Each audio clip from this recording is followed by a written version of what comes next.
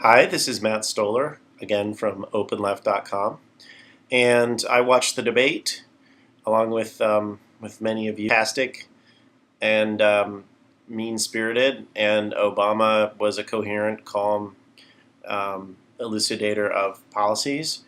They talked about health care and went back and forth on the different plans. McCain wants to tax your health care benefits or health care benefits of Americans, and Obama wants to improve access and lower costs. I think the race is over.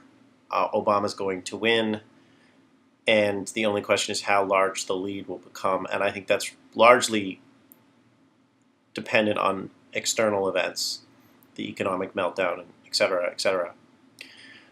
There were a couple of moments where Obama hinted at what kind of administration he'll run. He talked about needing to balance the budget with the pay-go rules, but using those rules only after we're through the current period of economic turmoil, which is a good sign for progressives because it means he's willing to do deficit spending while the economy is in a recession. And he talked about how much he likes clean coal and how much he wants tort reform and other conservative policies, that he uses those as justification for how he stands up to his own party's special interests, and how he's willing to work across the aisle. So I thought those are two important key hints as to how he'll govern, which he'll want to pursue conservative policies, and but he'll be willing to do some deficit spending.